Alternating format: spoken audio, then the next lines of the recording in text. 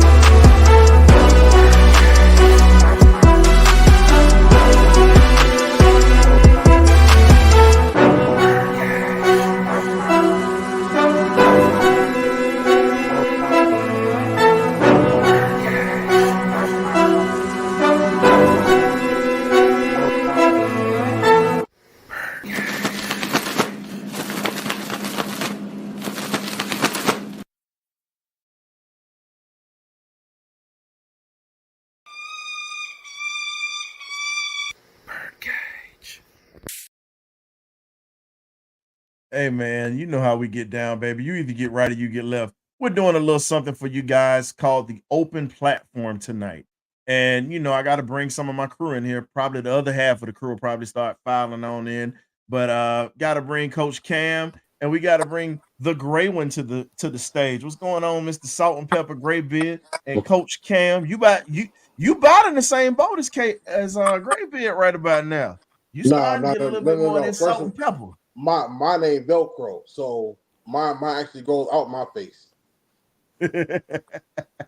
Look, would you say All the your dick name is is yours. Velcro? Look I mean, like you got all that of the, stuff perfectly, all of the, perfectly colored, bro. all the dick is yours. Oh hell, here y'all go with the foolishness, Ain't nothing man. wrong with that, man. So we originally was supposed to have a guest on that we were going to record an episode, but like I said, we had to take care of some other stuff, and it's all good. We definitely got that locked up, because we do have a guest coming in on Thursday, and just to cap off Black History Month, we're going to have Mr. Eddie McElshan coming in, the first Black quarterback to play in the Southeast, at any institution. He did it at Georgia Tech, and they were the first school to get it. So shout out to Mr. Eddie McElshan. He's going to be joining us this week coming up on Thursday. But for tonight, man, we just gonna open this thing up for the fans tonight, man. This is an open platform, dog. With everything that's been going on, we really didn't have too much time to focus on it this week, but we're definitely gonna try to have a little something for the fans and whatnot, man. So how do y'all feel about everything in the direction that Atlanta's going right now? And with all the rumors that are starting, let's go ahead and get this thing started. Let's talk about the Justin Fields rumor that everybody is on right now. How do you guys feel about the possibility of everything that's going on at this point when it comes to Justin Fields coming to Atlanta? Or would y'all rather just go ahead and get rid of all the anxiety and everything and just know something at this point? Go ahead, Cam. Like Aaron Rodgers said it best a couple years ago. Are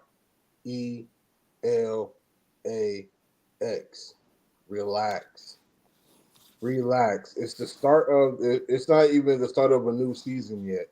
And everyone's trying to make a name for themselves by being the first person to report this person's on the move or whatever the case is. Just let it be for now. Coach Morris is still building his staff. Terry is still, being very committed to, seeing every option that's available and walking through every door that's available to the Falcons. And I honestly think that they're just waiting for Coach Morris to let them know that his staff is completely done before we make any moves. At this point, I honestly feel like it doesn't matter who's brought in as a quarterback, whether it's Fields, Wilson, whomever. If the culture isn't right and if the scheme doesn't fit, we're going to be in the same predicament we've been in since Matt Ryan. We're going to constantly be searching for that franchise quarterback. So the fit needs to be right for the scheme, but the scheme has to be in place, and we have to find the right person to run it. So honestly, just relax. Don't take everything that you see and hear to heart. Just let it be. It's off season. This is the time where you're going to hear every single rumor under the sun, and 90% of it won't even be true. So relax. Have fun with it. Great bit. What you got, man? Yeah, I agree with Coach Cam, man. I think this is the start of the off season because everything is pretty much going to be a lot of smoke screens going around. They're trying to see who's gonna bite on it first or whatever. So I'm not really gonna fail into the Justin Field. If we get them, cool. If we don't, that's fine. Cause I think the fan base is pretty much almost split on whether or not they want Justin Field or they just want to draft a quarterback in this upcoming draft or whatever the case may be. So I'm not really reading into it because we ain't even had the combine yet. So people still waiting on that or whatever the case. Whatever the case. If I ain't hearing it from Ian Rappaport on ESPN, I'm not gonna put too much longevity into the Justin Fields rumor. If it don't have breaking news, I'm not gonna read into it. We got somebody backstage, but you got to get on the camera for us to bring you on. That's a house rule. So definitely want our fans to come in here, or even if this is your first time, come on in here and talk a little bit of Falcon football with us because we got a ton of stuff to get to tonight. And we got our guy C Double in the building right now. What's going on, Chris? Hey, what's up, man? Yeah, I got to see that y'all were on, so I just decided to join in, and enjoy and hear what y'all have to say. So, I mean, it's not just a quarterback. We're not just talking about quarterbacks tonight. We're going to be talking about a lot of different things tonight, as you saw in the title. So, Yeah. looking at it, one of the things that was actually spoken this week, Kyle Pitts is going to probably end up being used as what we would say. They're going to probably try to use him in the running game somehow. And I'm not talking about just as a blocker. They're going to probably end up trying to use him as somebody who's going to carry the ball. They're going to try to use him in the way that Ozzie Newsome was used back in the day on tight end arounds and Kellen Winslow Sr. So, Okay. speaking of that, earlier this week, we had Ozzie Newsome's former college teammate, Mr. Dwight Stevenson, NFL Hall of Famer, to join us this week. And he spoke on what made that man special. And he also spoke on watching Kellen Winslow Sr. in so many different times that the Dolphins met up with the Chargers back in the day. And if you look at it, they were the same caliber of player. Kyle Pitts has the physical attributes as those players, but the thing is, what's going to happen when you're put in a situation to where you're going to have to use those attributes because he hasn't been really used. Let's just keep it real. Even though I'm hard on him, I'm going to keep it real. He has not been used, and we have yet to see a third of what his talent could be if he's used properly. Now, one thing that's going to have to happen, you're going to have to block. That's one thing that he got better at this year. I got to give him his credit for that. He got better at it this year, Yeah. but he has to get even better at blocking because at this point, with the embarrassment of riches with weapons that you have offensively at this point, there's no excuse why you can't average 35 points a game. No excuse. All you need now is a trigger man. Yep. All you need now is a trigger man. So when it comes to the trigger man that you have or whatnot, what's going on? Go ahead and click that link in the chat for us so we can go ahead and recognize you, Facebook user. So, but definitely, I really believe that Kyle Pitts is in a situation where this is a year that he has to blossom. Okay. Unfortunately, you had your injury last year. Now that you're in a position where you have a whole new coach who throws the football and puts guys in position to make things happen. Now you've got to open up this playbook with not just him. You still have to use Drake London. You still have Bijan Robinson. Cordarrelle Patterson is a free agent. We don't know what's going to happen with him. He's gone practically unless he gets picked up by somebody. Now, the question is, in this draft that you have, do you go after a wide receiver or do you go in the free agency market and bring a Marquise Hollywood Brown in?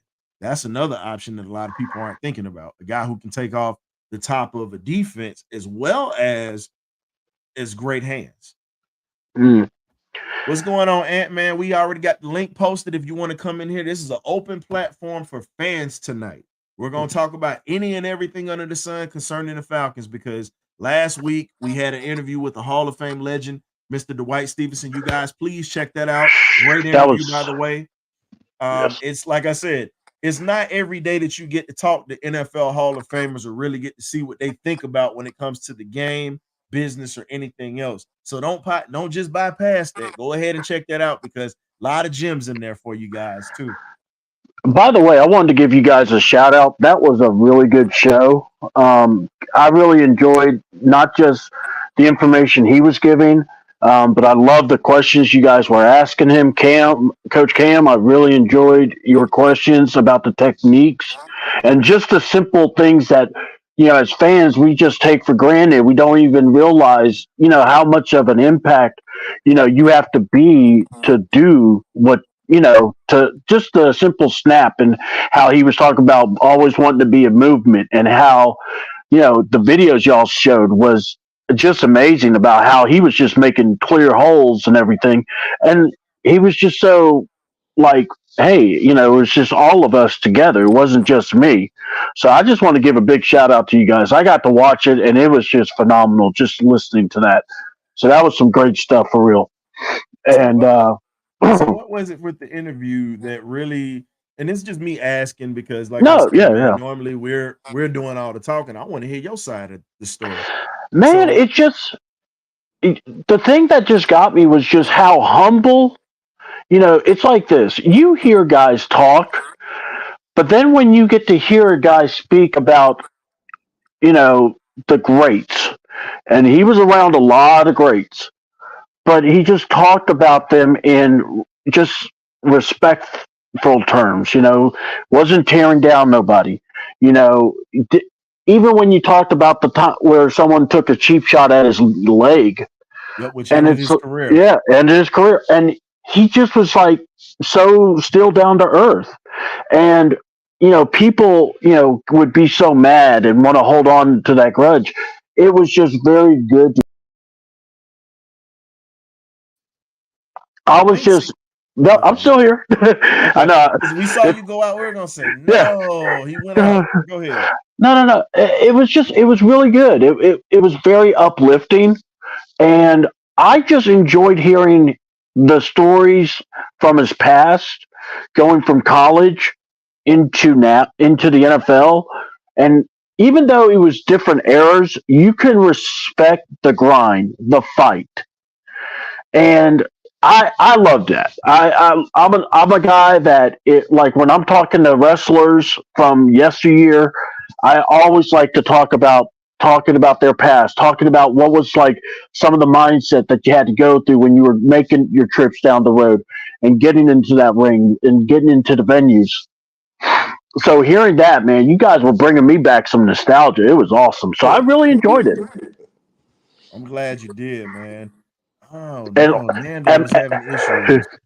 But I got to go here. My favorite part, though, it really first when you started going, okay, now Georgia, Alabama. He was so nice about it too. He's like, well, they played this season. Now, look, you're going to have to get that man on here so we can see it when Bama and Alabama and Georgia go at it. But look, I just enjoyed it. It's like I said, when Coach was asking him questions about the techniques, especially you coaching and being around young players, that's something great for them to hear because that was just really phenomenal. I love hearing former greats, sharing stuff like that.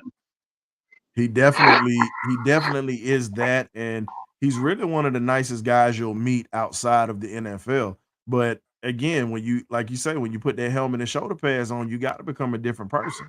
Oh And yeah, that was something that he was, and he was really one of the game's greatest, and he was one of the best that ever did it at that position. So, Yep.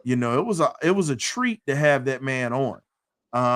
We got some people that's backstage right now. We're gonna start bringing into. You can stay as long as you want, but I'm fine.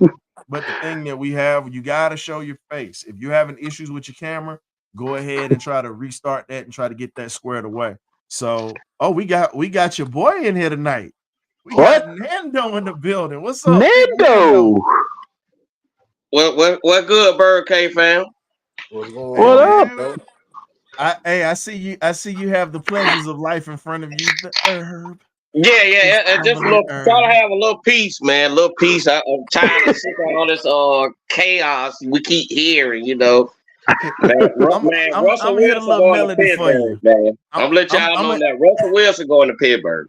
Listen, I'm gonna hit a little melody for you because that whole facial expression when you blew out the smoke, all I thought was he's just crumbling herb. Yeah, My ATL is, you know about that right now.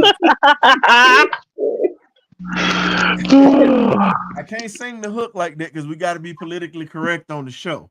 So, yes, sir. Yes, sir. He's just crumbling herb. Yeah.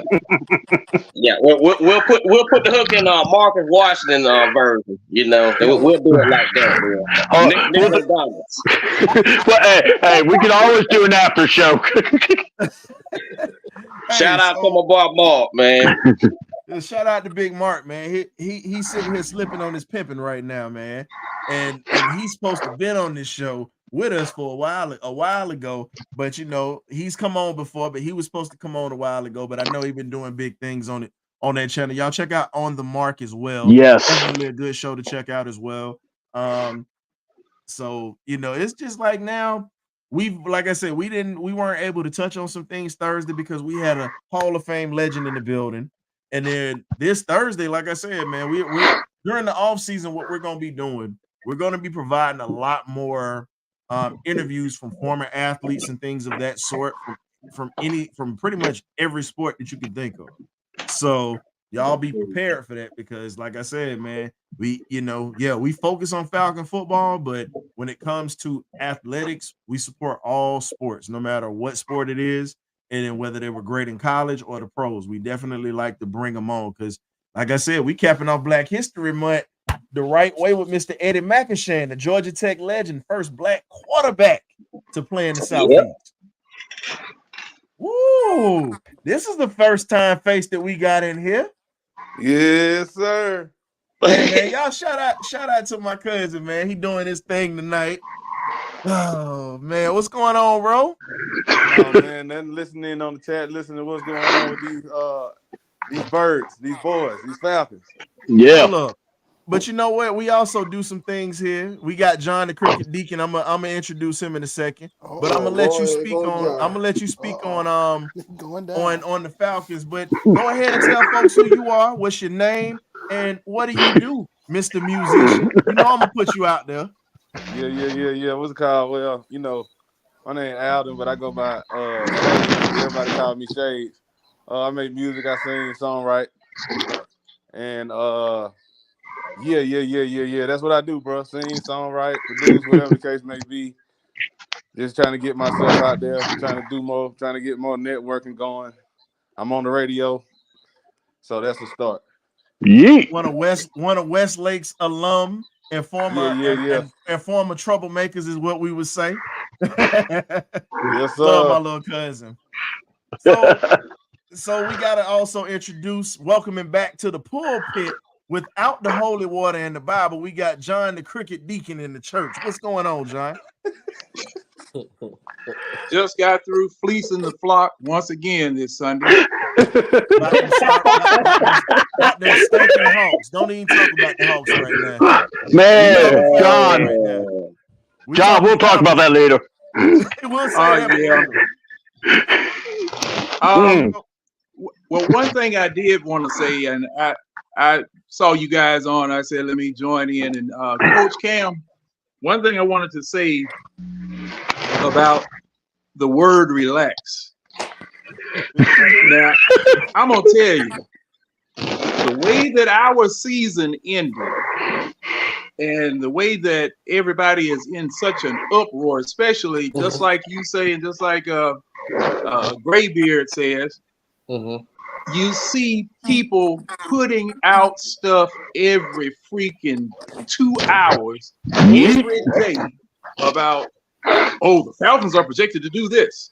The Atlanta Falcons are expected to make a 5-team trade with a bowl of grits, a sausage link, and a beer. You know, I said, now, come on. Sounds like a good deal. I mean, but it's nonstop. I thought that the pre-draft mocks were bad. Good grief, man! I mean, the Atlanta Falcons just doing all kind of crazy mess, and you would have to, you really would have to shut your phone off. Just shut your phone off, not to be constantly bombarded with this nonsense. And that's what I've had to do from time to time. Just shut the phone off. And then when they post it, I just go on there. I just go on the Facebook page and say, "Shut up!" All right, shut up, John. Hey, I don't know if you're familiar with Erykah Badu, but she had a song said, "I can make you put your phone down." That's what the Falcons making everybody do right now. Yeah, their social media team is making them put the phone down. I'm about like who was that? I shot the sheriff, but I didn't shield the deputy. You on that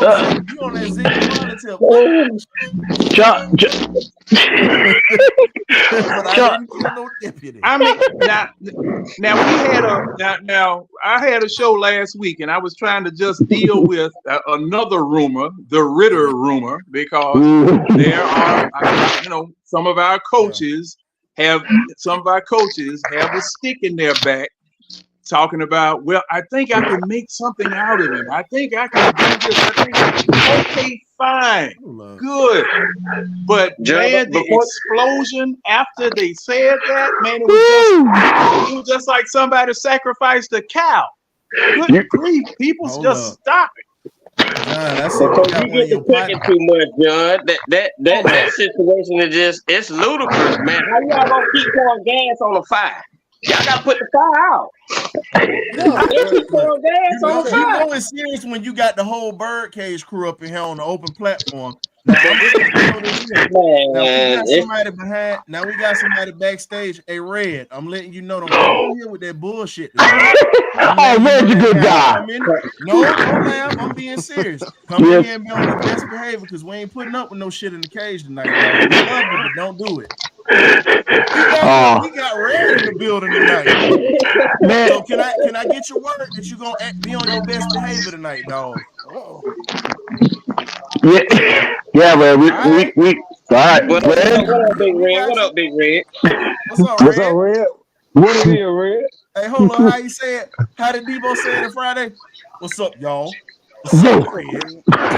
Hey, look. Hey, so here's a question I got for you, Red, because I saw you talking about it on another podcast.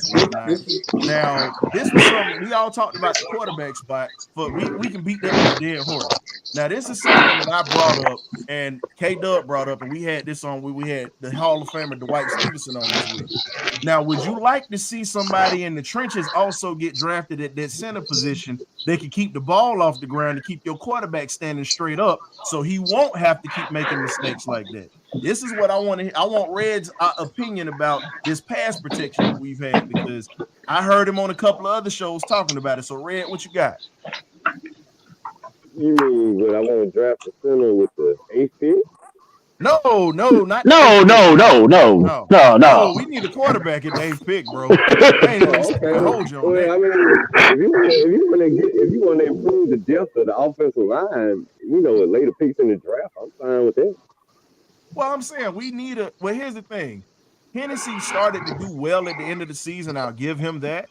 But what we need right now, Hennessy is a true guard. I saw him play up here at Temple. He's actually a guard. We need a true bona fide center and move Hendog, because if you remember before Hennessy messed up his knee, Hennessy was killing it at that guard position. Yeah. Right. And I we think need a whole new asking. lineup except 5 players. What'd you say? We need a whole new lineup except 5 players. No, we Everybody don't. on the team need to go home. No, we don't. Shit, all right, whatever. What's it called? How many seasons are we gonna look at the game and think we're playing Madden?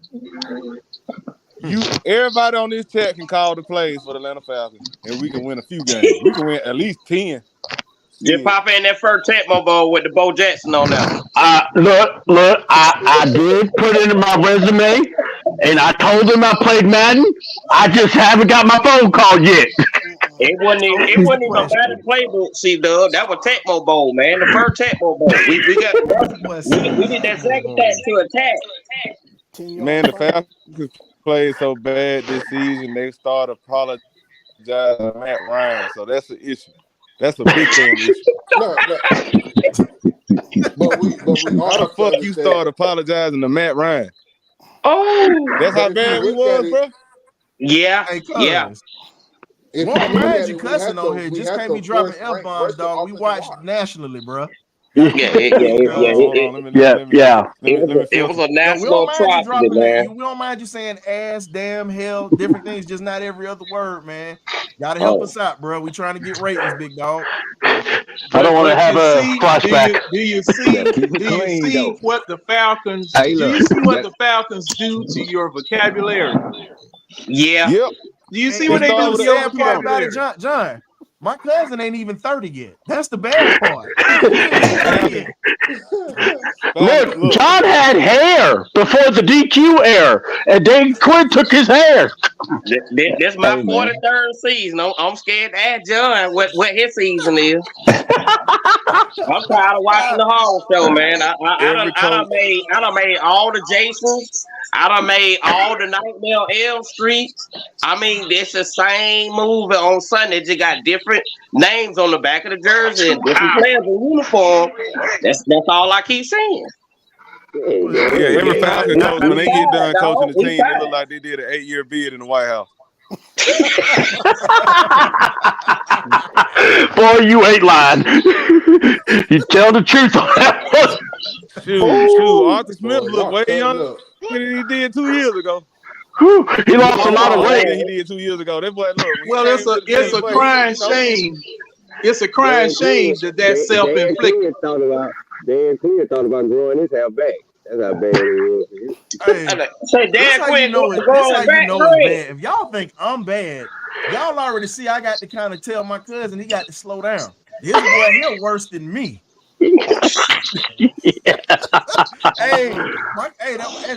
like my little brother right there, man. Seriously, that's my little partner right there, man. That's what fam is. That's my partner right there.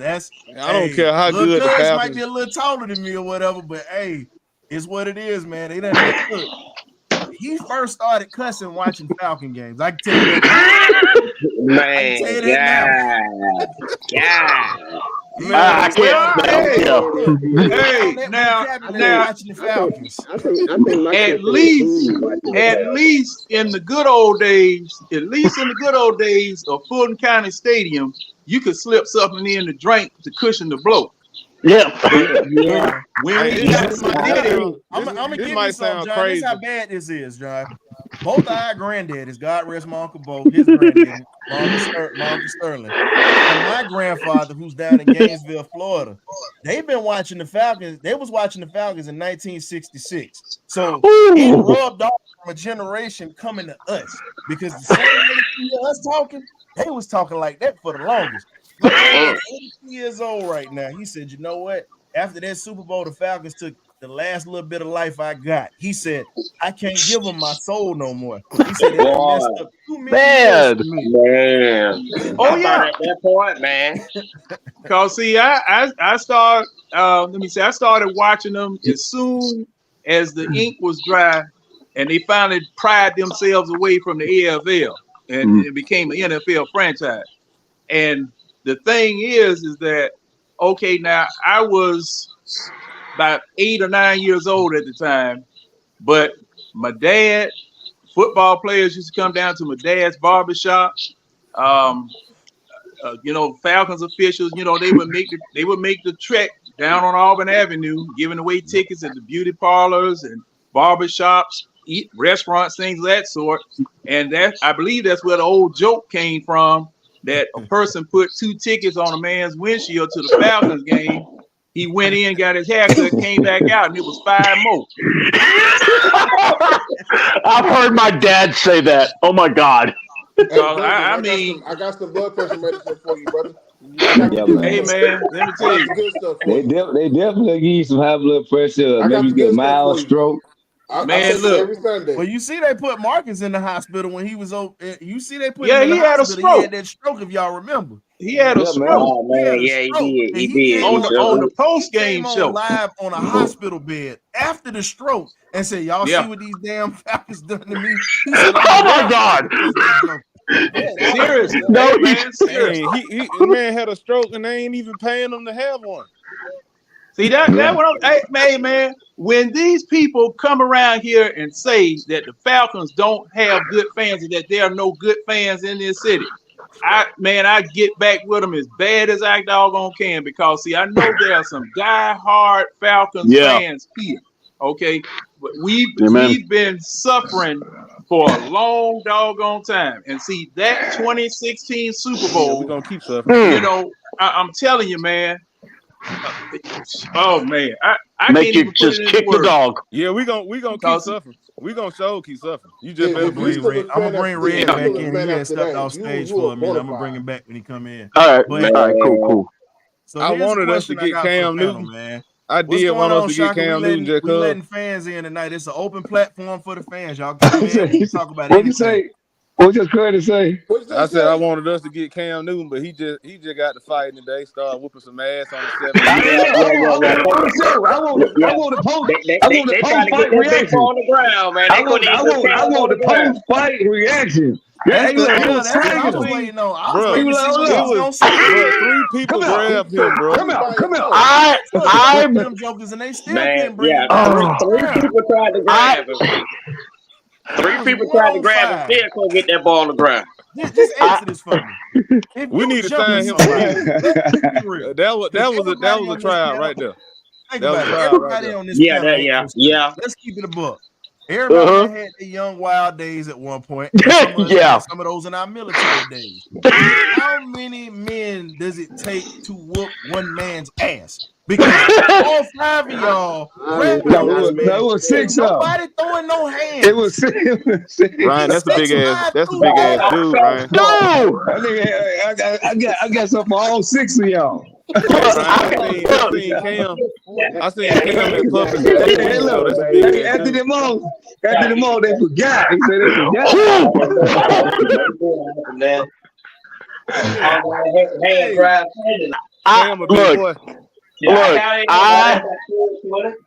We had flashback. Hey, if y'all was wrestling fans back in the day, you had an Andre the Giant flashback just now. Because damn it, nobody could bring him down. Look, that was a trial tape. That was a trial tape. Hold on. And he did it with one of his zesty hats on. That's the hat didn't even come on. Hold up. Go ahead with the hat on. Man had a top hat. That was like the old clean pimp fight in the 70s. Somebody gonna be still clean. The hat didn't come off though. The hat didn't come off for the dread. The hat did not come off, boy. That's why I was just finna say that. Didn't he have one in the headlock and was beating the other with his other? Beating the and holding one. Hold on. Now, let me tell you something. Let me tell you something. John. I'm gonna let you get because I know you a 2x4 man. Red, what you got? Because I know Red been waiting patiently. He got that smirk. What you got, Red? Man, I thought the Beekeeper was the greatest action movie I seen this year, man. Cam, you need to sign up for some action movies, man. Because, dude, you got a second career as an action star, man. The way you kicking ass today, man. I mean, wow, come on. I'm gonna say it like my granddaddy. I'm gonna say it just like my granddaddy said it, man. Hey, boy, that was just a good old fashioned ass whipping they gave them. Lifestyle couldn't wash that out. That was a bit, hey, hold on, and then hold on, and then Cam got the hat on top, just like Cam got went viral today. He said, "Look, Cam say ain't no went viral today." Hey, he had the dreads hanging through the hat. That's why the hat didn't come off. The hat wasn't from gonna the come south off. side. So hey, don't think just because he dresses outlandish don't mean he ain't got the hands. That's what they thought, man. That's what they thought. But that's what they thought, though. It's on record as clean. 12 with that. 12 right there in the building, helping him clean up. So it's on the record as clean, Red. C-Dub, what is that you got on your head? I'm telling you, it's on the record. C-Dub, what is that you got on your head, C-Dub? Well, my daughter did a cosplay. Yeah, I'm wearing Cam's hat, and I'm just gonna say this: if you see a man wearing this and you try to dump him, you best get the job done. Hey, C-Dub, you got to put a hole in the hat, though. You got to put a hole in the hat. You got to put a hole in the hat around your neck. I'm telling you, that's why that hat didn't come off. Boy, them dreads was hanging on. But outside of Cam sitting there putting a south side type of ass whooping on 5 dudes that couldn't bust themselves out of a whip. Shout out that watch the road there. Shout out to watch the road. Couldn't even bust a grape in a fruit fight. I have as many fashion shows as you want to now, man. When you kick your ass today, you can wear whatever you want to, big dog. Yeah. He told him standing on business around here about this. Shout out Big Hey, wasn't that in Atlanta? Wasn't that in Atlanta? That's the sad part, fellas. Wasn't that in Atlanta? This is the bigger part. Yeah, it's in Atlanta, John. It's in Atlanta. I don't know who house it was at. It's in Atlanta, though. No, it wasn't at a house. Hold up, fellas. Hold up. It wasn't at a house. It was at his football camp that he was having. It was at a camp that he was having. Yeah. That looked like a yard, though, Ryan. I saw it with the little spruce tree. That looked like a yard. No, it was a camp, bro. It was a field in the back. It was a field in the back. But I'm gonna have to go watch it again. I'm gonna have to go watch it again now. Yeah, I'm gonna have to go watch it again. He got to go watch it. Yes, hey. Now Fox Sports is saying that it was in a 7-on-7 football event in Atlanta. There was a 7-on-7 camp that he throws in the offseason. They said it was here in Atlanta. That was at his camp. Oh, okay. I thought somebody said it wasn't in Atlanta. But anyway, and see the thing is, now that's something else. Y'all ought to know. In Atlanta, y'all ought to know. Y'all ought to know better than that. It's just like my granddaddy used to say, ain't no education in the second kick of a mule. Well, let's talk about, we already talked about one mule. Let's go ahead and talk about this right here. So next topic we got on hand, you got Jimmy, better known as Lakeside, our defensive coordinator. He spoke on why it was important to keep Jerry Gray on staff. Now, we're sitting here talking about this. We had our laugh. Let's go ahead and get to these Falcons. So when you talk about Jerry Gray being on staff, you talk about that defense being at the damn near at the bottom of the barrel last year. When he came and Ryan Nielsen came, they influenced it to where it was a number 8 defense overall and number 1 in red zone defense as well. So you look at them jumping up 24 significant spots. That right there in itself is something that has not been done in a long time. The last time we had a top 10 defense was 2017. And then when you go back, the best defenses we had since the Grits Blitz era was during the time when we had Mike Smith here. If you look at the numbers that they were averaging, they just didn't play well in the playoffs. Now, when you bring in a Jimmy Lake or whatnot, who's a very fiery guy. We already know his past. D. Orlando Ledbetter tried to trash the man because of what happened at Washington. But at the same what else is new? You need somebody that's going to be in that locker room that's going to be an ass kicker as a coach. You have to have somebody that's like that because Raheem Morris is letting you know what he's bringing to the table. Yeah, he's a nice guy, but if you read in between the lines during his press conference and how he coaches guys play for him, but he's a straight up no nonsense dude. And he's bringing in a staff that has that same identity and that same mindset that he has. Now, Jerry Gray's old school. I've told many cats this from the jump. I said, yes, you did. The best pickup we got was Jerry Gray. And I said this when he was picked up. I said, if people don't know who he is, Google this man. Look him up on YouTube. Look at his highlights. Look at him when he was at Texas as an All-American that started as a freshman, all the way until he was drafted as a first-round player. He was a Pro Bowler. One or two times in his career, and he was solid for the Rams and he was solid for the Houston Oilers in his career when pretty much during those teams, and he actually uplifted each secondary that he's played in, and as a coach, he's helped out Westlake's own Mr. Pac-Man Jones. That was one of his prized possessions. So when you look at this, I think that people that respect his voice in that locker room, I really believe that this is a hell of a keep that Raheem Morris made, even though we let Ryan Nielsen walk out the door, which kind of still befuddled me. But how do you guys feel? And I'm gonna let you go one by one because we got to keep some order going because everybody can't talk at once. So I'm gonna let my new guys that have come in here. My cousin has stepped out. He take care of that dog. That's what that is. But I'm gonna let my new guys come in here, and then I'm gonna let the BirdCage crew come because this is for the fans.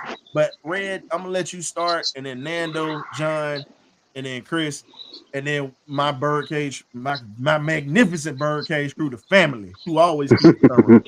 How do y'all feel about Jerry Gray being retained, and what do you think his value is going to be for this season coming up with Jimmy Lake, who is really starting to get his feet wet as a full-fledged defensive coordinator in the NFL?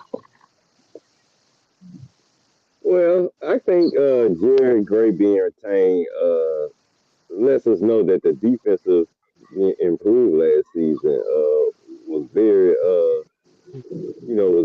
was a strength on our team last year, and I guess you want to keep Jerry Gray to keep the continuity of last season going. You just don't want to completely get rid of that whole side of the ball that was the strength last year for our team. The defense was the strength of the team last year. So with Jerry Gray, you keep a veteran guy that can, I think he's still the assistant head coach, right? I'm pretty sure. So you keep a guy that Raheem can bounce things off of. At the same time, I think Ryan Nielsen playing by because Raheem is going to institute his own defense anyway, as you can see with Jimmy Lake running a different style of defense than we ran last year. So I don't think Ryan Nielsen stand behind would have worked anyway. But definitely Raheem is going to institute his system in there with Jerry Lake being the chairperson, as we quote unquote the chairperson of his defense. And Jerry Gray is just around just to keep the continuity going for the fellas that was there last year. You just don't want to have too much change on the side of the ball that was the strength. But as I say, I think it's all a good move. I can't wait to see it on the field. Nando? Yeah, I'm telling back on last year, in order to make that significant jump the defense did, man, it had to be somebody out there with that fire and that passion. So the whole key to the defense to me from last year was Jerry Gray. That's the soul of it. Without that, you can replace the coach. You can't replace that. That's on any side of the ball. You got to have that fiery coach. You got to have that coach that gonna want to hold anybody accountable. It don't matter what tier you came in on or whatever. As long as you in the game, we need your head in the game. Them people on the sideline, look. You know how I used to go. That's why I say it just go back. It go back to Pee Wee League with that. But at the same time, I like that. That's the best hire that they did versus the whole staff besides Zach Robinson and those QB coaches. I like all that. So you cleared up all our whole mantra when me and like I said, John been on it for years. How you gonna have a wide receiver coach that's what I'm saying, that's coaching the quarterback? I mean, the whole ensemble, the whole Falcon organization, period, man, been backwards for years. First time it got total right structure for me. Versus looking at everything. But overall, great hire, man. That's the best hire I think they did all offseason. John? Oh, my turn. Okay. Yeah. Do not discount the fact that you went to Walmart this year versus Dollar Tree for your defense. Don't discount that at all. Now, I agree with the retention of, a voice that was there, along with Ryan Nielsen. However, that money that they spent on this defense was key, and it was very pivotal. I really want. I got to stick to my guns. I need some thick ankles in that center spot. I need some thick ankles. I need some number 2 diesel burning vehicles in that nose tackle spot. Because when Grady Jarrett got hurt, the defense started giving up a lot more than they did prior to him getting hurt. Yeah. And like I said, I got look here, man. I got to have somebody whose name end in a vowel. Got to have somebody that I got to have him. Say it, John. I got to have 2 of them because see, when I rest one, I want one just like him taking his place. Now, and like I said, the coaching definitely the coaching did play a great deal in this.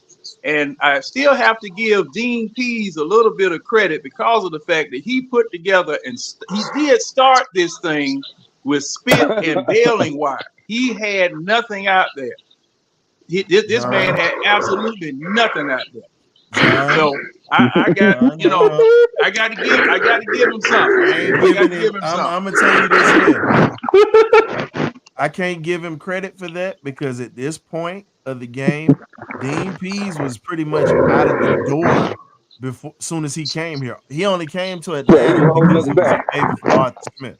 So I can't give him that. Who's breathing into the mic, man? Not me. Into the mic. All right, there we go. Right. We don't have that echo anymore. I was hearing it. But let's just be real, fellas. Dean Pease, yeah, he didn't have anything here. We already knew it was competitive for those first 2 years, but it was still bad because guess what? At the end of the day, that defense was still at the bottom of the barrel. Jerry Gray came in with those same players and turned that around. And then you got to remember, they had some of those same guys that were on 2-year contracts, John, and then they brought some guys in on 1-year contracts, and they did the same thing that they did with Dean Pease or whatnot. And if you noticed, we were more aggressive in the blitz game, and we had more man-on-man coverage this year than we had instead of playing that soft zone that we had for 2 years straight. Yeah, now I agree. But this is what I noticed in the last part of the year. We gave up a whole bunch of yards, but we didn't give up a whole bunch of points. We gave a whole bunch of yards. We were leaking yards like a old Ford pickup truck with a bad transmission. But I don't think anybody scored over 20 points on us. The only team that did that was Cincinnati. When everybody started to go down in that game, and Joe Burrow lit us up for damn near 500 yards. We gave up a whole bunch of yards, but we didn't give up a whole bunch of points. And in that game, we gave up over 30 points in that game, sir. They that was the only one. Pillar to pillar. That was the only one game that we did do that in. But I will say that though. Yeah, but that was. But my thing is that we corrected that this year by not giving up that many yards and not that many points. And like I said, and this, that's just my opinion. But we definitely need to go shopping. So with that being said, I got to pass that over to my guy C-Dub. What's going on? So C-Dub, so how do you feel about Jerry Gray's presence in this locker room with him being a former first-round pick and a guy that's been in this situation that most of these guys have been in before? How do you feel as if his presence still plays a big part of what we're doing? Well, let me first of all, also being with John and Red, I mean, I'll kind of echo what they were talking about earlier. But here's my thing: I was very happy to know that we were going to bring back Jerry Gray, and I was very happy we were bringing back our offensive line coach too. And for the life of me, I can't remember his name. I was trying to remember, and I just couldn't. Ledford. Thank you. And I really like the fact of having Gray because I get what everyone has said about Nielsen, but I'm actually happy that they let him go do his thing. And I really like the fact that we went and got, Jerry back, because I thought Jerry Gray was more the influence for our secondary. And then you add the fact that Jimmy Lake, he may not be a defensive coordinator by, off the cuff, but the thing is, being around the guys he's coached up, the McDuffie, the Buda Bakers, guys like that, that's also helps building people that you could say, okay, he's worked with these guys. So I want to give him a chance, but I love Jerry Gray being there, and I like Huxtable also being retained. But yeah, having Jerry Gray, that's just to me was probably one of the best things I felt that because when everyone was talking about, well, what's Ron going to do? What's Ron going to do? And when that news broke, I was happy. So he definitely's got. I'm sorry. No, I was just going to say he definitely's got the experience that everybody needs to that everybody talks about. I mean, this man should be a coach too. But, for whatever reason, I'm not trying to start crap. I'm just saying he should be a coach. He would be a good one. But he's been, wherever he goes, he does really good work. Well, let's keep this thing real, man. Now, you mentioned that or whatnot. I'm just going to say it for what it is. You're not going to say it, but I'll say it for you. He should have had a job as a head coach. But, again, African-American coach. Not many opportunities out there for a guy like that. And no, sir. And it's sad to say, but they're going to keep it that way because now they have enough out there now. It's really going to be a little bit different. So when we look at it, Jerry Gray was seriously passed up on where he shouldn't have been passed up on. And he has the credentials and he has the time and he's paid his dues to become a head coach. When you've had some of the best defenses and the best secondaries in the NFL and you still haven't got a job, that's a problem. You see Eric Bieniemy had to step down and go down to the college ranks, and he's now the offensive coordinator and assistant head coach at UCLA. And the sad part about it is they didn't give him a job. And the reason they didn't give him a job was because of some things that happened to him off the field in his past. So unfortunately, his past caught back up with him, and a lot of those teams did not want any of that negative baggage. So Jerry Gray has been a model citizen, but they still don't give him a job. So, but I'm gonna change the topic with Cam. What's up? Yeah, real quick, I just want to say, when I'm looking at a head coach, I remember me and Red talked about it quite a few times. I'm not looking at the skin. I'm looking at what are your job qualifications? What makes you a leader of men? What makes you the best person for the job? To me, skin color don't matter because I want to make sure I get the best man. I'm not trying to hit a quota. I want to and that's why it frustrates me when I see great guys like a Jerry Gray. Hey, I understand Eric Bieniemy has some issues, but I would have still loved to give him a chance. Steve Wilkes is another one. That literally was used as a scapegoat. But we ain't gonna my feelings in on that one, and I don't need to Yeah, put my yeah, boy. feelings out here like I that. I got a real bad tape about that one. Yeah. Yeah, real bad. Yeah, You know, we all. We Yeah, ain't gonna we take that all on this journey. I panel won't be got a able to get bad my taste because promise we of saw what being a he good did with boy. Carolina, Yeah. and they almost made the wild card. They were one game out, and then he goes to San Francisco and continues to what D'Amico Ryans had built with that defense. thank you. Anytime you switch think about it. Anytime you switch personnel, look at the Eagles. The Eagles had the same personnel that went to the Super Bowl, Yeah, offensively and defensively, and added a few pieces. You see what Mm-hmm. happened when they changed coaches. It was total, utter chaos. When you look at Mm-hmm. what Steve Wilkes brought into the table, it was stability that he brought. And for me, and you know what? We're gonna change the topic to that subject. I'm gonna let let's Cam do and it. K Dub since you opened up that can of worms, I I gotta didn't let mean Cam and K to. Dub jump on it. No, it's okay. Yeah, It's why you okay. always open up the This can is of fans. worms, This is man? fans open platform. We can talk about even with that situation. I'm gonna let At K least we'll Dub get our jump on take this one in, because K Red. Dub been sitting on this for a long time because he and I spoke on this off the record. So go ahead, Come K on, Dub. K Dub. Let's get it. Let's talk about it because I know you've been ready There's to some jump on this topic. fire. There's some fire. Fire. What hold on, repeat it. It was breaking up. All right. So K Dub, we're talking. So I said we weren't gonna talk Steve Wilkes, but then I had to remember it's an open platform. So guess what? We can go any direction that we want. It ain't structured tonight. So guess Cowboys. what? Let's talk about how Steve Wilkes was used as an escape, how he was used as a he was used pretty much as a scapegoat. Oh, And Steve Wilkes. yeah, that's what Oh we were man, talking about. man, Steve Wilkes. they did him like a dirty dish rag. Yeah, man. I mean, hey, look, the way, man, but God don't like ugly. That's why he can't get right in the Super Bowl anyway. So, as a head coach, Shanahan, he gonna get something coming for him because that man got you to a Super Bowl, and then you just let him go like that. And think about it. But like I said, I that's my just broke take on down what it. happened with the That's my Eagles. They take had on it. the I don't same like it. team. Think about it, bro. The Eagles had the same team that they had in the Super Bowl. They get to the playoffs and they just get dismantled. And what makes it even worse, they fired their coach in the middle of the season, their defensive coordinator in the middle of the season. And you put Matt Patricia on that.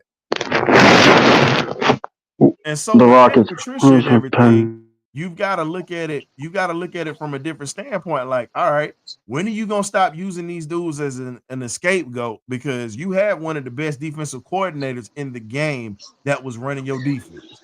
But hey, here's the question: when is Shanahan? And I want Cam to answer this one.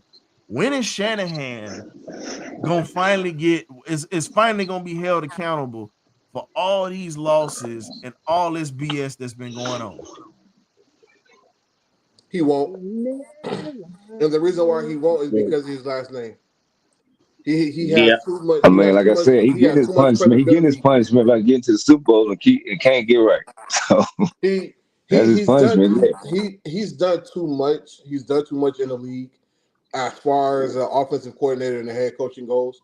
But at the same time, we also have to understand who his father is. When you come from a historic coaching tree like that, they're not going to put the blame on you. They're going to put the blame on everything else but you. Now there are certain pundits that are on TV who have held his feet to the fire.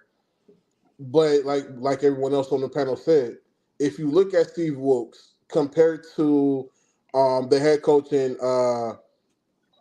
Houston this past season, they gave up in a 75 yards less than they did the year prior. So you're telling me you have one great defensive coordinator and you go to another one who does an even better job than that guy, and you fire him? And if we're all being honest, if you look at the end of the fourth quarter and into overtime, who was making the calls? Because it wasn't Steve Wilkes. He was being overran by Shanahan. He was the one making those calls because he called timeout twice to change the play that was already called to the defense.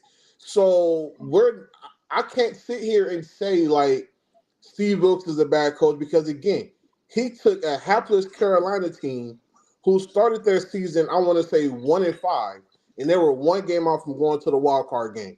Then you go to San Francisco, and you take that same defense and you allow 75 yards less than you did the year before. You had the number one defense, the number one scoring defense in the NFL, and in 3.5 quarters, the Chiefs only scored so many points, right? The last 6 minutes of the fourth and all of overtime. That was all Shanahan, because who if you're going to overtime, knowing the rules of overtime, why would you take the ball first? That's the coaching decision.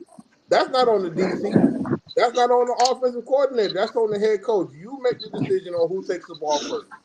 So, I mean, as long as Shanahan has, the GM in his pocket and everything like that, it's not going to be. There's not going to be any change there. It would have to be something drastic for Shanahan to actually be held accountable for his misdeeds as a head coach.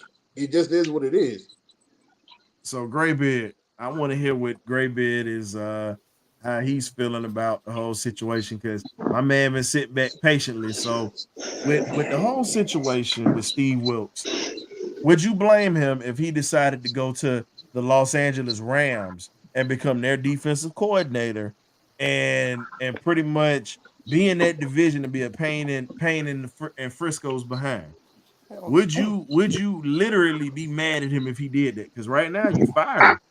And they need a defensive coordinator, by the way, because Raheem Morris just left. Yeah. Hell no. I'll be mad if he didn't do it. I mean, you pretty much put up Steve Wilkes to be the scapegoat on why y'all lost the Super Bowl. That's pretty much all that firing was. It was his fault. The defense couldn't stop nobody, so we're gonna get rid of the weakest link. When actually it was you just got out coached again by so you got out coached in Miami. He's out coached by Andy Reid again. You got out coached in Miami, and then you got turned around and got out coached in Las Vegas. You are the weakest link, in my personal opinion, when it comes to coaching. But I think Steve Wilkes is going to get another opportunity, man. I just feel like it was unfortunate because he was finally starting to get that team was pretty much gelling. I mean, everyone was Chase Young, and he was pretty much about to be. He was calling out Chase Young because everything he got, he has not been up to par. He showed up in that Super Bowl. Exactly. And when you talk about a leader of men, and you talk about that, let's be honest. You don't. I was gonna say him and Jared Gray are cut from the same cloth. Pay attention. Even though Wilkes didn't play in the NFL, he was definitely a damn good college football player. Was a great football player in that North Carolina area. Very well respected around that way. So a lot of the local people in Carolina were pissed at the organization for not even giving him a shot. So when he leaves and goes to the West Coast, it's like, look, Carolina is still in a bad position, period. You hire a guy that is unknown, an unknown guy. And here's the thing. Now, I wanted Steve Wilkes to be our head coach. You got many things that I said on there. Now, we got Raheem Morris, still just as good. I'm not mad at that at all. But I was clamoring for that when Steve Wilkes got fired out of Carolina. I said, go ahead and get rid of Arthur Smith and bring this man in. And everybody on this panel can actually vouch for me saying that. Because I said that as soon as he got fired from Carolina, man, fire Arthur Smith and bring this dude in. This should have been a move that should have been made. And it's no knock because I'm happy with Raheem. So let me make sure I put this out here for you guys. I'm not pissed off about Raheem Morris coming in because we got a leader of men and got great ideas. I was vouching heavy for Steve Wilkes because I saw what he did with a crappy Carolina team, and we had more talent than them. So if you bring a guy like that over here that's going to hold guys accountable, and you saw what he did to Chase Young. Chase Young looked like the first-round pick that he was supposed to be coming out of Ohio State, period. You look at the secondary in Atlanta this year. You look at what Jerry Gray did with A.J. Terrell, Jeff Okudah. Jesse Bates was the man. Even when he came, he stepped foot on the field. He was the man. He already had everything locked up. But you still need fine tuning and understanding intricacies of the game, even if you're a top player. If you want to be great, you're going to continue to be pushed to to levels mentally that's going to push you to a level to be one of the greatest players out there on the field. He was already rated one of the best safeties in the league when he was in Cincinnati, according to PFF. Then he gets the top rating this year with PFF. So that's his second time being rated that high. So when you look at it, Jerry Gray is a guy that understands what a lot of these guys are going through, from losing games to being in playoff games, to dealing with financial situations, with contract disputes and ownership. Jerry Gray's done it all. From every position, from being a player to now. So when you bring that in, that's something that you really have to consider. So I'm looking at it like this. Steve Wilkes is going to get a job somewhere, but for some reason, and this is just my opinion, I feel like Steve Wilkes would be like the modern day Dennis Green. Yeah. That's who I feel like Wow. Steve Wilkes is like. Okay. I'm down with I'm that. gonna compare him to any coach. I gotta compare him to the late great Denny Green. Unfortunately, Dennis Green didn't win a Super Bowl, but he had great teams when he was with Minnesota, and he also turned around an Arizona team that was better when he was there. That was before Ken Wisenhunt got there. I was gonna say Arcel, but the Dennis Green right on the head. Because if you look at Arcel later in his career, he had a lot of great teams, but he could never get over the hump. Yep. Mm-hmm. So, K-Dub, I know you're getting ready to slide, man. What are your final thoughts about this situation? Because, like I said, we ain't gonna be in here too late tonight. But I'm gonna let you go ahead because I know you got to slide. All of us do. But I'm gonna let you slide real quick because I know you were saying you got to roll. How do you feel with the way that this offense is gonna probably be used? Because Ike Hilliard spoke highly of your boy Draco and said that Drake London is one of the top players in the league. The thing is, he just has untapped potential that has not been touched yet, and he feels as if he can be the guy to bring it out. How do you feel Ike Hilliard can pull that out of this young man? I mean, he's gonna do all he can, everything in his toolbox and his tutelage to get the guy up to par to where he wants him to be. But he just wants to be more special than what he is, man. To really abuse those DBs out there on the outside. So, like I said, you're gonna see more of what you've seen from the Rams. I mean, we basically brought the Rams here to Atlanta, so. You're gonna see those guys using the same fashion like those guys that were used out there in LA. But like I said, to go get a ring the same aspect, in the same way, the same notion. So, like I said, I'm just very excited. We finally got guys, like you said, someone spoke about earlier. I think it was John, having people in the right spots. To coach it in the right positions instead of coaching out of position. Not saying that other coaches can't coach different positions.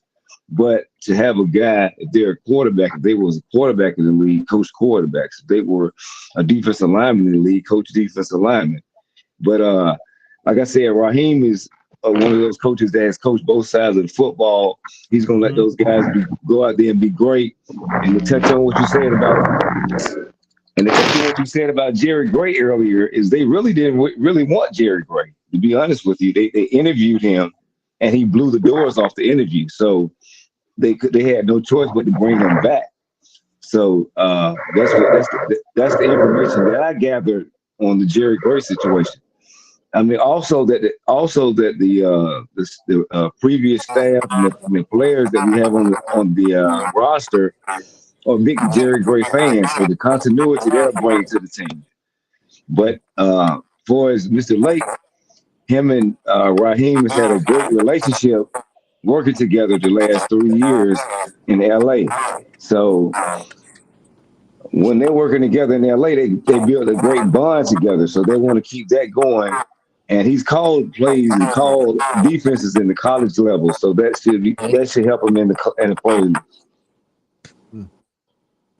No, we got you on that one. So we definitely appreciate you bringing that home for us on that point there. You definitely was well spoken. I think you were shorting out at the end. I think it was your earplug that was shorting out or whatnot. But I'm sorry about that. I'm sorry about that. Man, it's a pop-up show tonight, dog. We ain't tripping. Hey, Yeah. but we definitely appreciate K-Dub coming into the building, man. One of the hardest working men in Yeah. South Georgia right about now. Hey, man, we definitely appreciate you, dog. We're going to see you on Thursday, bro. For sure. Oh All yeah. right, bro. See you next time. Yeah, so that was our boy K-Dub in the building as usual. You know how he get down. But I just feel like it's so many things that we can do with this team. And it's just it's just the thing is we just have to make sure as fans first year, you know, we got a new head coach. GM is in a spot now where he's never been in, where he totally has full autonomy. This is something he has not had, even when he was with New Orleans. He didn't have that. So now you have a coach and you have a GM that have a chance to actually make some things happen when it comes to this draft. The question is this: if they're going to come into a situation, they've got to be in a spot to where they're going to be able to trust their scouting department. And to me, I feel like this has been one of the weakest scouting departments in the NFL. And I say that I say that wholeheartedly, because if you ever look at any of the drafts that we have or anything that I put out when it comes to these teams, I talk about guys that are not in the main media that everybody doesn't see.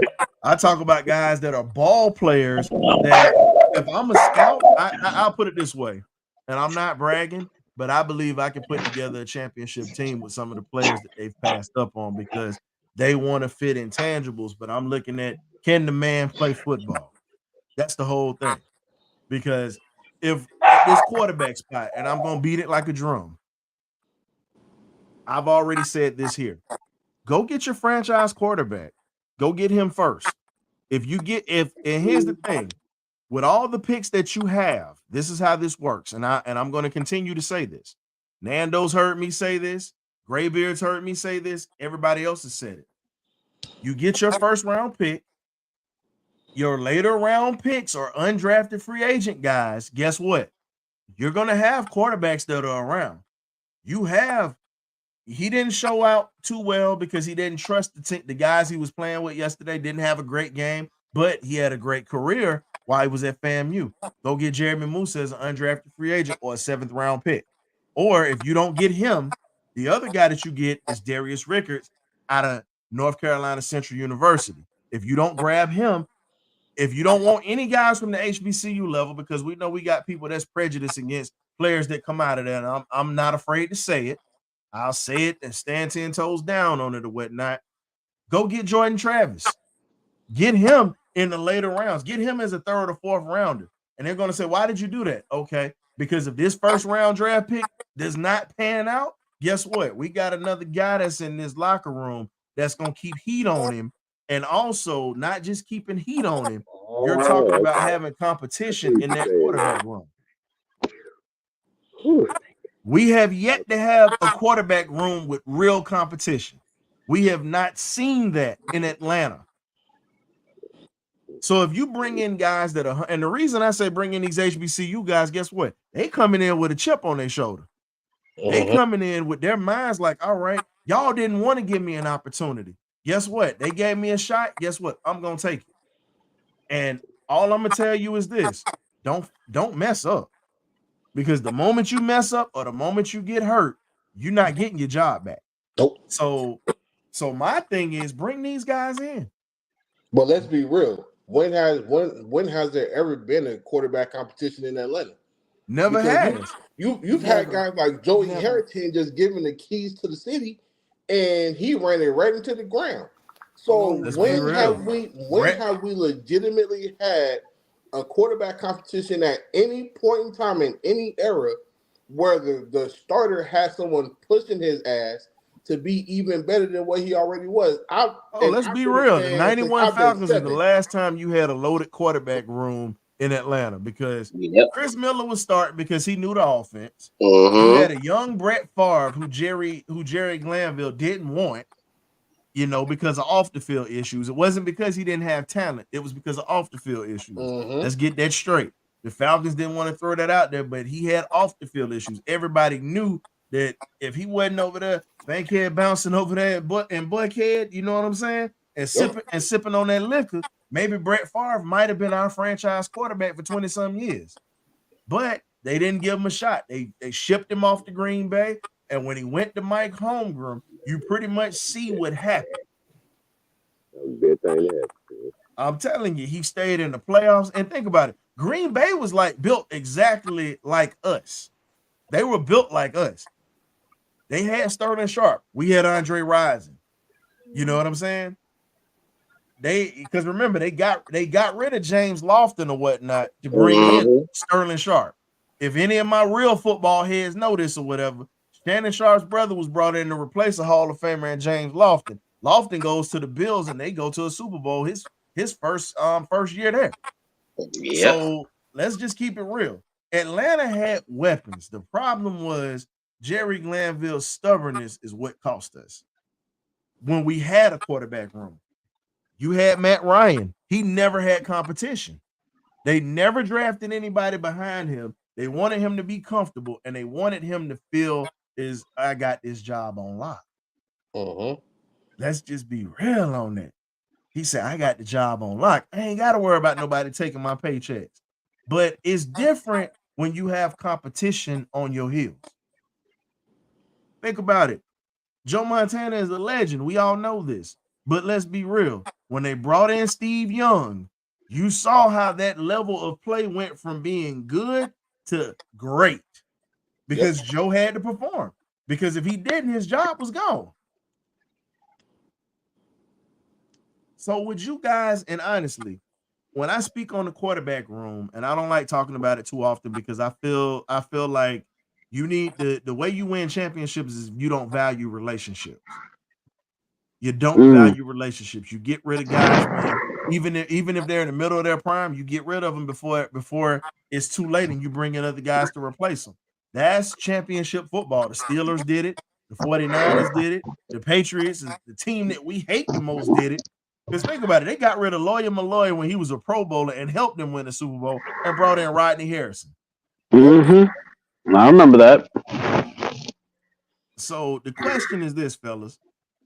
When are we ever going to get people in here that value not relationships, but value winning over relationships with players? Once you get rid of Arthur Blank, never. Honestly, once you get rid of Arthur Blank and Chris McKay, because this whole Falcon for Life situation is really starting to take over the business. They want to build relationships with the players, and they're not looking at the longevity or the bigger picture of where this team is supposed to go. We're supposed to be winning. We're supposed to be winning championships. That's what this whole thing is about. There's 32 teams in the league, and every year, 32 teams are vying to be the number one team in the league. And for whatever reason, we're the franchise that want to be the number one team in building relationships with players and overvaluing them for far too long. I'm still, and everyone who knows me knows I wasn't the biggest Matt Ryan fan. I just wasn't.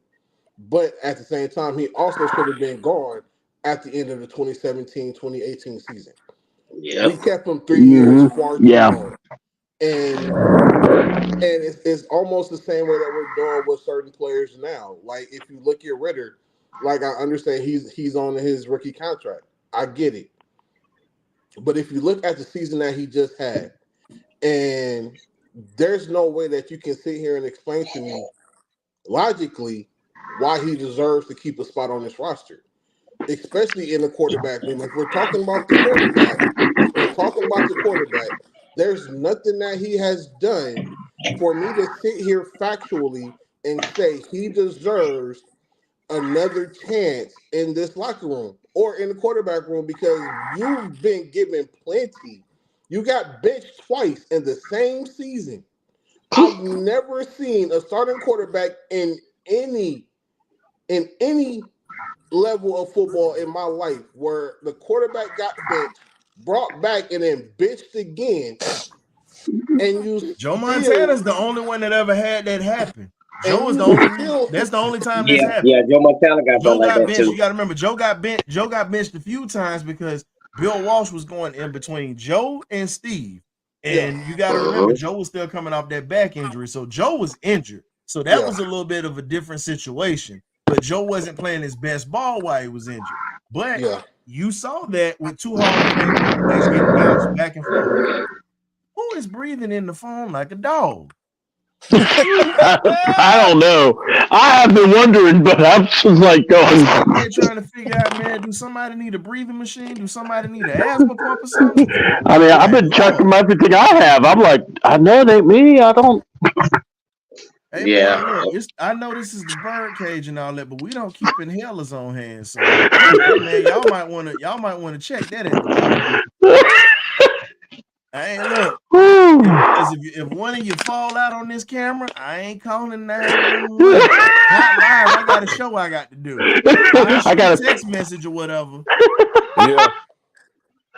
Oh my God! Yeah, whoever breathes like that, boy, sound like Bane from Batman. I'm telling you, because it's just like this. I'm gonna say this, ladies and gentlemen: the BirdCage will not be responsible or held liable for any deaths or untimely accidents on this program. So please, this is a verbal contract letting you know if you do come on this screen or whatnot, the BirdCage is not responsible for your health benefits. Thank you, and we shall get back to the show.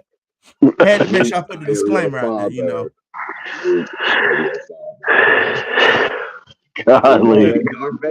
But we gonna end it on this because we're already at about to be at an hour and 30 minutes. We're at an hour and 21 minutes. So we definitely getting ready to end this thing.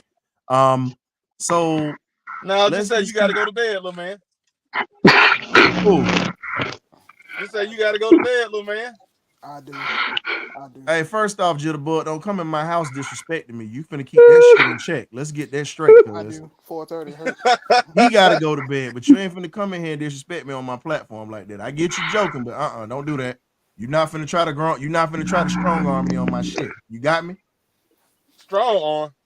Yeah, you heard me. Strong arm. You got me? I'm being for real. Don't do that. Stop being sensitive, man. It ain't being sensitive. You not gonna come on my show and disrespect me. Get that shit straight, cuz. Real That's talk. not disrespect, boy.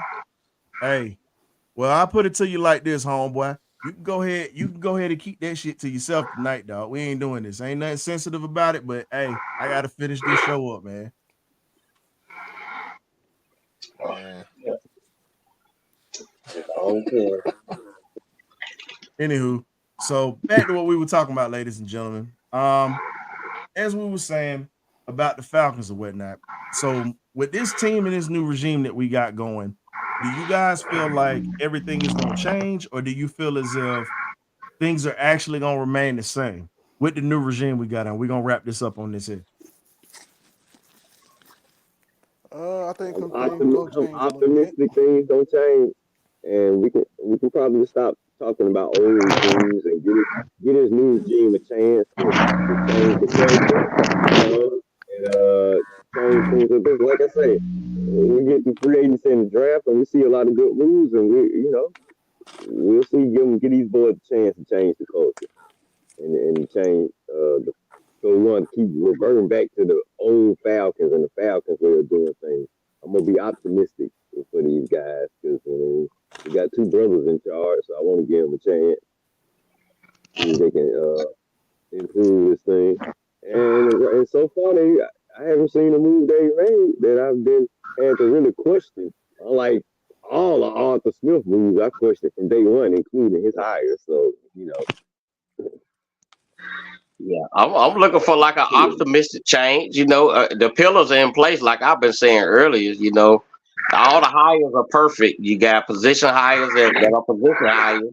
Then at the QB room, you got over position hires. So they're gonna be on the young quarterback because you're gonna draft one. You need to draft some. Whether he going eat breakfast in the morning, how early you get up to his workout regimen, they're gonna be round the clock on him. All of 3 of those quarterback coaches plus Zach Robinson.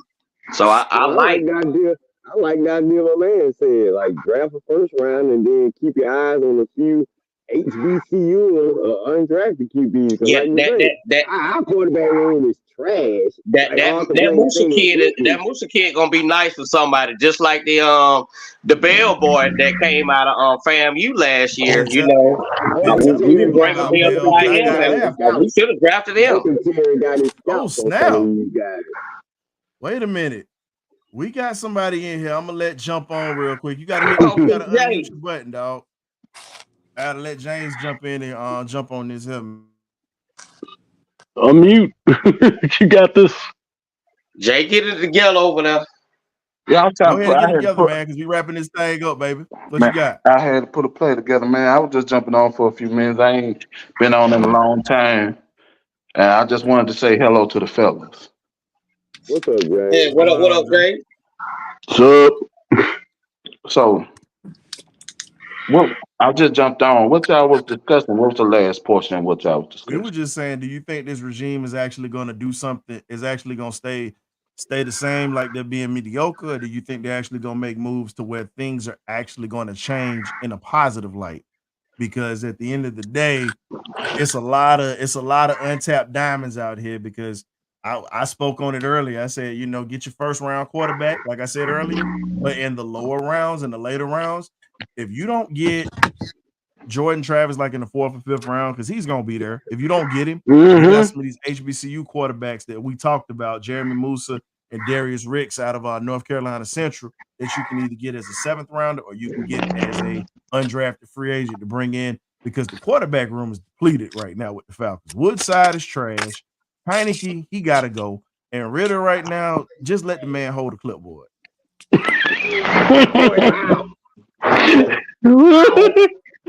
got to go, Ryan. He got to go. Man, you can my cousin said that a long time ago. He said that after week 3. I got to give him his credit for that.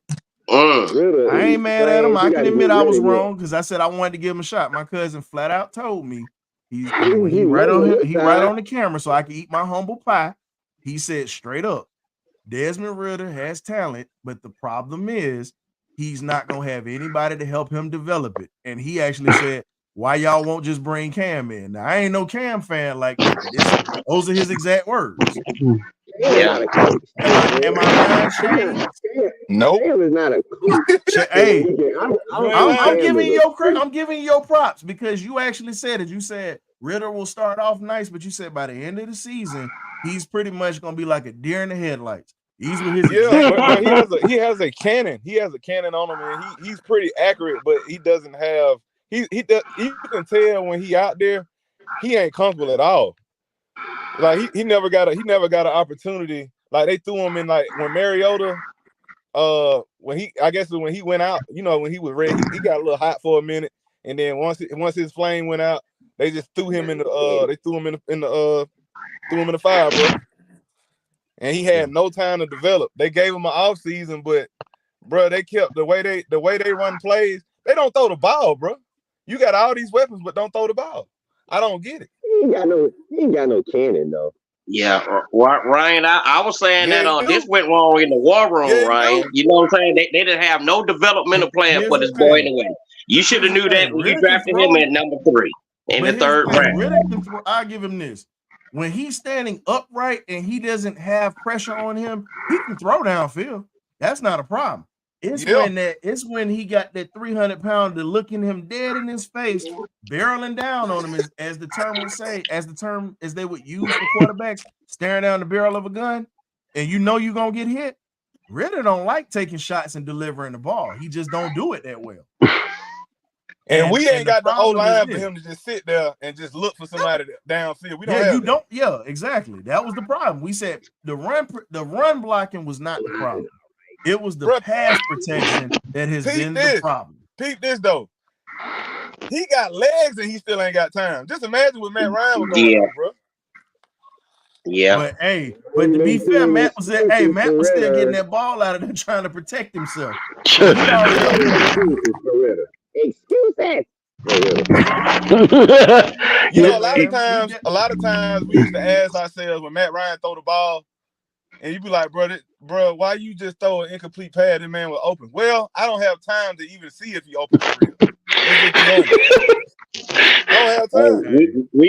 we could have won 1 to 2 more games if Arthur Smith would have kept that RPO in his package though, like he did I'm trying Mariota. to tell you, Arthur that's Smith, what would have bro. We happened. went to But the NFC Championship with them with Arthur Smith. No, I'm talking about from the previous year to this year when he started Ritter. You know, he took the Arthur RPO Smith. out the package. Yeah. That's what But that's what You that's Arthur said what messed Smith. him Arthur up. Smith. yeah, he said You said Arthur Yeah, Arthur Smith, Smith. when not I Yeah, Mike thought Smith. I thought it was Mike Smith. I'm I'm lost. sorry. Yeah. No, You he was okay? lost I in said there. He Arthur was Smith, lost my in there. bad, but I'm just saying. Y'all Hey, get the Arthur Smith names so right, bad, man. please. Hey, Pray for well, the It's Steelers. Mike Smith so bad, not Arthur. Mike. Get it right. well, that's what Mike Smith. fellas, we've hit that I hour and a predicted half mark. 89 at season start. You know what I'm saying? So I would have gave him one more game if he would have had that RPO in the package. Okay, well, let's say we're gonna say this or whatever because what we're gonna do, because like I said, we got the off season this here outside of interviews that's gonna be coming up. We're gonna have many open platforms that we can bring in fans, and we're gonna talk about stuff that's going on with the team, stuff that's going on in the NFL. But this definitely was a first of many. Definitely want to appreciate everybody who came in tonight. You know, my cousin AJ Shays. Go ahead and promote your new song that's coming out, please, sir. Well, I just dropped a song on Valentine's Day called "Sorry," so y'all go check that out. AJ Shades on all platforms, man. Yeah, go ahead and check him out. Kid is very talented or whatnot. You know, he repping for the city, very hard, diehard dog and Falcon fan. C double, you know, one part of the eye test. We had Red to visit us tonight. Long time no see, Mr. Red. My boy, my partner, my player partner, Mr. Nando, in the building. We got Old Faithful, my guy, Mr. Salt and Pepper, Mr. Graybeard. Appreciate you for coming through. My military brother in arms, you know what it is. And then we got my boy James that slid in at the last minute. We definitely appreciate you for sliding through. I know you was making a play, but we definitely would love to get you on the earlier show. But this week coming up, man, you guys check us out. We got Mr. Eddie McIshan coming in, first black quarterback that played in the Southeast, right at Georgia Tech. He was the first black quarterback in the city before Vic was. So, ladies and gentlemen, he was doing the damn thing back in the day. So definitely got to bring him in. A lot of history, a lot of things that he's gonna bring to the table, and also talking about what it was like playing and being the first in the Southeast, being the first black quarterback, and what he went through and how things went because Condredge Holloway followed in his footsteps over at Tennessee, and that was the second. So, hey man, it's always a beautiful thing. So, without further ado, we'll see you guys Thursday at 8 p.m. You either get right or you get left. You know how we get down. It's the BirdCage. We out.